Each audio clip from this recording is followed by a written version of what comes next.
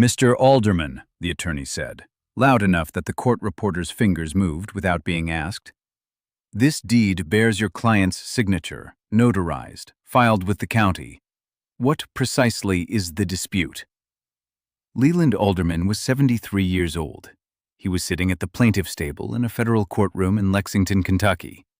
He had driven 61 miles that morning, alone, in the same truck he had driven since 2009. He was wearing a white shirt and a brown tie his daughter had sent him for Christmas 6 years ago and never seen him wear. He had worn it today. He looked at the document the attorney was holding. He had seen it before. He had seen it for the first time 8 months ago when a real estate listing for his property appeared on a national agricultural land platform with a sale price of $3.4 million and a listing date of March 11, 2022. He had not signed the deed. He had not authorized a listing. He had not spoken to a real estate agent, an attorney, or anyone associated with the sale of his land. He had been farming it that morning. He had been farming it the morning before that. He had been farming it for 47 consecutive years. And on the morning that deed was allegedly signed and notarized, he had been sitting in his tractor planting corn in the east field at 7:14 in the morning, which he knew because his GPS field mapping unit had logged every minute of it. He said nothing to the attorney. His own lawyer had told him not to. He waited. Leland Roy Alderman had built what he had from a number that started at 0 and stayed close to it for a long time. He was born in 1950 in Garrard County, Kentucky, the second of 4 children. His father worked the night shift at a textile mill in Lancaster for 31 years. They rented. They always rented. The house on Maple Street, the house on Route 39, the house with the bad furnace near the elementary school. 4 houses in 18 years. Each one somebody else's. Leland had grown up sleeping in rooms that didn't belong to him, eating at tables that didn't belong to him, and he had developed, by the time he was 16, a specific and unambiguous idea of what he wanted his life to look like instead. He wanted ground. He wanted to own it. He wanted to know, every morning when he woke up, that the view out the window was his. He started working for wages at 17. Farm labor on other men's land in Garrard and Lincoln counties, then equipment operation, then a job with an agricultural drainage contractor that paid better and taught him how land worked below the surface, how tile lines and water tables and soil composition interacted in ways that the surface never showed you. He saved. He lived cheap. He ate what was cheap. He drove nothing worth insuring. For 9 years, from 1967 to 1976, he put money away with the consistency of a man who has made a decision and has not changed his mind about it. In 1976, he found 188 acres in Garrard County listed by an estate sale, a farm that had belonged to a retired tobacco farmer named Clarence Whitmore, who had died without children and whose nieces and nephews in Ohio wanted the cash. The listing price was $94,000. Leland had $19,000 saved. He borrowed $11,000 from a credit union in Lancaster, put $18,500 down, and financed the rest through the Farm Credit Bank of Louisville. He was 26 years old. He had 188 acres. He owed $75,500. He owed it to no one but himself to make it work. He made it work for 47 years. His mother had died in 1993. There was no one else, no spouse, no children, no partner. It had gone that way. He had chosen the land, and the land had given back what he put in, and what it could not give back he had learned to live without. He was not bitter about it. He was precise about it, the way a man is precise about things he has thought through carefully and accepted. He did not keep elaborate records.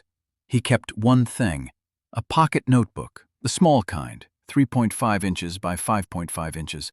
The kind sold near the registers at hardware stores.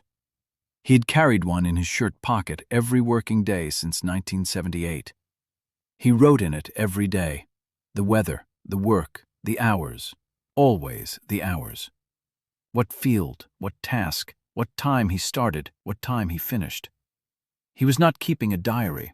He was keeping a record of where he was and what he was doing, The way a man keeps such a record when he has learned, through the work itself, that the specific truth of a specific day has value that the general memory of a general season never will.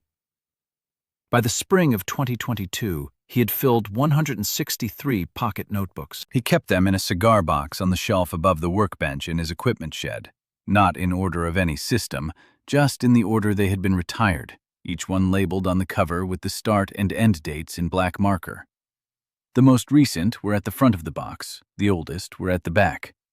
The one from March of 2022 was in his shirt pocket. The attorney's name was Warren Pruitt. He was 51 years old. He had practiced agricultural and commercial real estate law in Lexington for 22 years, specializing in title disputes, deed challenges, and land transaction litigation.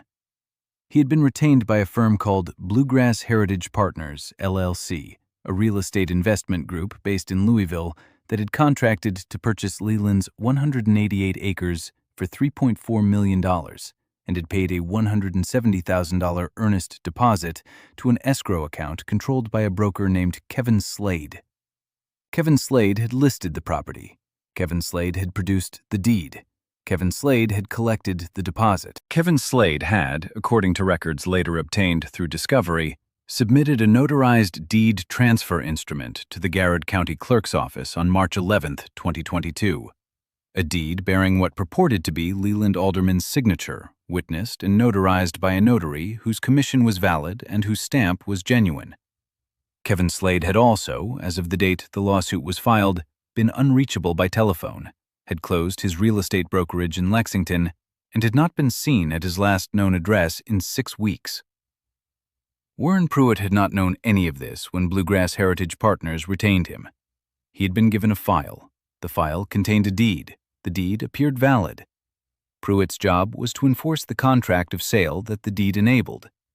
He'd spent 4 hours reviewing the file before filing the motion to compel sale.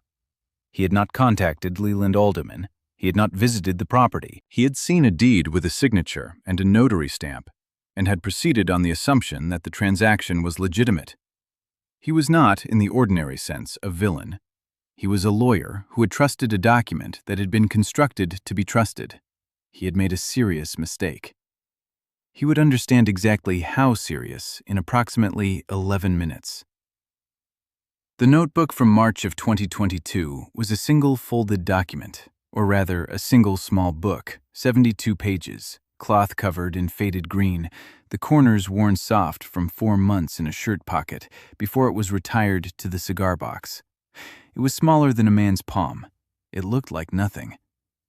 Leland had brought it to his lawyer, a woman named Frances Galt, who practiced in Danville, 14 miles from Leland's farm. He had brought it the same day he learned about the listing, a Tuesday in October 2022, when his neighbor had called him and asked, with the careful tone of a man who doesn't want to deliver bad news, but cannot in good conscience stay quiet, whether Leland knew his land was on the market. Leland had driven to Frances Galt's office that afternoon with the current notebook in his pocket and the cigar box in the passenger seat.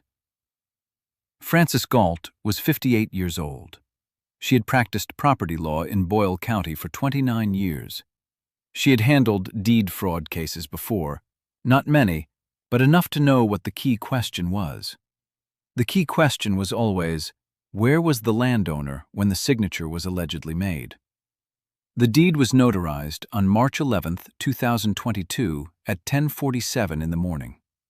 That was the timestamp on the notary's electronic filing record, obtained later through discovery. At 10:47 in the morning on March 11, 2022, Leland Alderman's GPS field mapping unit, a precision agriculture system he had installed in 2019 for variable rate seeding, had logged him in the cab of his tractor in the east field of his Garrard County farm, 61 miles from the Lexington office where the notarization had allegedly occurred. The GPS log was automatic. It recorded position and timestamp every 4 minutes. It had been recording since the unit was installed. It could not be altered without the manufacturer's server logs showing the alteration. It had not been altered. The entry for 10:44 a.m. on March 11, 2022. Field Unit 1, East Field, past 7 of 22. Heading 274 degrees, speed 4.8 miles per hour. The entry for 10:48 a.m. on March 11, 2022, Field Unit 1, East Field, past 7 of 22, heading 274 degrees, speed 4.9 miles per hour. Leland's pocket notebook for that day read, in his own handwriting, March 11, corn, East Field, started 6:50, finishing past 22 by noon, ground dry, good temp. He had been in his tractor. He had written it down. His GPS system had logged it every 4 minutes. Francis Galt had called a forensic document examiner and a GPS data analyst within 48 hours of seeing the notebook and the equipment logs. The examiner confirmed that the signature on the deed was not consistent with Leland's known exemplars. The pen pressure, the letterform angles, and the baseline trajectory all showed statistically significant deviations from 23 verified, authentic signatures drawn from Leland's bank records, loan documents, and county filings going back to 1976. 3 forms of evidence: the notebook, the GPS log, the forensic analysis. Any one of them might have been enough. Together, they were not a defense. They were a demolition. The notebook had cost $1.47 at a hardware store in Lancaster in January of 2022. Leland had bought 6 of them at once, the way he always did.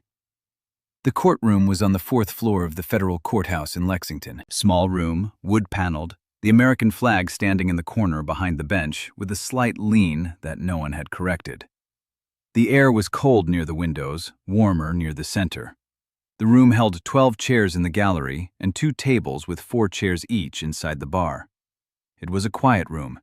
It smelled of old wood and the particular stillness of a place where serious things are decided without drama. The Honorable Carl Whitfield had served on the Eastern District Bench for 17 years. He had read the complete case file the previous evening. He had a habit of reading everything before he came to court, a habit that had started in his 3rd year on the bench when a case had surprised him in a way he had not liked and had resolved never to repeat.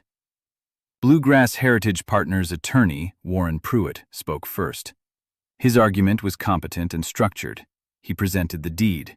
He presented the notarization record. He presented the contract of sale and the $170,000 earnest payment. He argued that the burden of proof lay with the party challenging the facially valid instrument. He spoke for 21 minutes. He was thorough. He did not know what was coming. Francis Galt responded in 3 sentences. The deed was signed at 10:47 a.m. on March 11, 2022 in Lexington. Mr. Alderman's GPS field system logged him in his tractor in Garrard County at 10:44 and 10:48 that same morning. His own handwritten record confirms it. She placed 3 documents on the plaintiff's table: the GPS log printout, certified by the manufacturer, the forensic document examiner's report, and the pocket notebook, open to March 11th, enclosed in a clear evidence sleeve. Judge Whitfield picked up the notebook first. He read the entry from March 11th. He set it down. He picked up the GPS log. He read the 2 timestamp entries. He set it down. He picked up the forensic report. He read the summary section on page 1 and the conclusion on page 4. The room was quiet for a long time. Warren Pruitt looked at the notebook in its evidence sleeve. He looked at it for several seconds. He had spent 22 years practicing real estate law. He had seen deed disputes, title challenges, forgery claims. He had never seen a forgery disproved by a hardware store notebook and a piece of precision agriculture equipment. He asked Judge Whitfield for a 10-minute recess. Judge Whitfield declined. He said, "I've seen enough, counselor. Let's finish this today." He asked Pruitt one question. "Does your client have any evidence that Mr. Alderman was present in Lexington at any point on the morning of March 11th? Pruitt said, "No, Your Honor." Judge Whitfield ruled from the bench. The deed was declared fraudulent and void. The filing with the Garrard County Clerk was ordered expunged. The $170,000 earnest deposit was ordered returned to Bluegrass Heritage Partners from the escrow account. The court referred the matter to the U.S. Attorney's Office for investigation of the underlying fraud. On the civil claim, Judge Whitfield found that Leland had suffered direct damages from the listing and the associated title cloud. $94,000 in documented losses, including a suspended equipment financing arrangement, legal fees, and lost lease income from a hunting rights agreement that had been voided by the title dispute. He awarded those damages against Bluegrass Heritage Partners, who had a separate claim against Kevin Slade that was not this court's problem to resolve. Total civil award, $94,000. The land, still Leland Alderman's, the deed, expunged as though it had never existed. The whole thing, from Francis Galt's 3 sentences to the ruling, had taken 11 minutes. He drove home alone. 61 miles, the same road he had driven that morning. He stopped at the hardware store in Lancaster on the way back, the same one, the one near the county line that had been there since before he started buying notebooks there in 1978. He bought 6 more, the same kind, $1.47 each. He put them in the glove box. He drove the rest of the way home. When he got back to the farm, he went to the equipment shed. He took the cigar box down from the shelf above the workbench. He took the notebook from the evidence sleeve. Francis had returned it to him in the parking lot after the ruling in a manila envelope, and he put it back in the box, in its place at the front, behind the November and December 2022 notebooks that had come after it. He closed the lid of the cigar box. He put it back on the shelf. He went back outside. There was work to do. There was always work to do. That had been true for 47 years, and it was still true now, and there was something correct and settled about that, something that did not need to be named. He started with the fencing on the north boundary, where 2 posts needed resetting before the ground froze hard. He worked until the light went. Then he went inside, washed up, made something to eat, and wrote in the current notebook before he went to bed. The entry read, November 14th, Court, Lexington, done. Home by 4. North fence, 2 posts reset. Light gone by 5:30. He closed the notebook. He put it in his shirt pocket. He went to bed. Leland Alderman wasn't the only one. There were others in Kentucky and Indiana who received similar listings.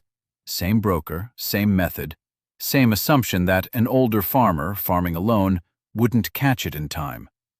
What happened to 3 of them, and how they caught it, is the next story. Subscribe. It's bigger than this one, because the pattern goes wider than one man and one county. We'll see you there.